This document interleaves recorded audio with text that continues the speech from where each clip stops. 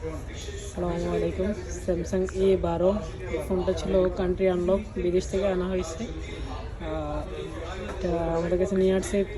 বাংলাদেশের অনেক জায়গায় এটা দেখানো হয়েছে, বা কোথাও এটা কাজটা করতে পারে নাই।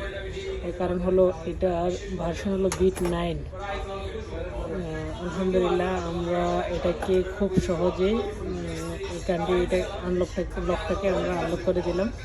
এখন ওনারা যে কোনো সিম চালাতে পারবে। দেখতে পাচ্ছেন 4G নেটওয়ার্ক এসে পড়ছে, আলহামদুলিল্লাহ।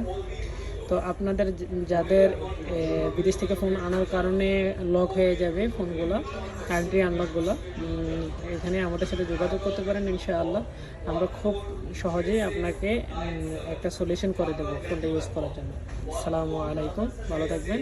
আমাদের চ্যানেলটাকে সাবস্ক্রাইব করে রাখবেন, আর লাইক কমেন্ট দিয়ে আপনারা পাশে থাকবেন। আসসালামু আলাইকুম।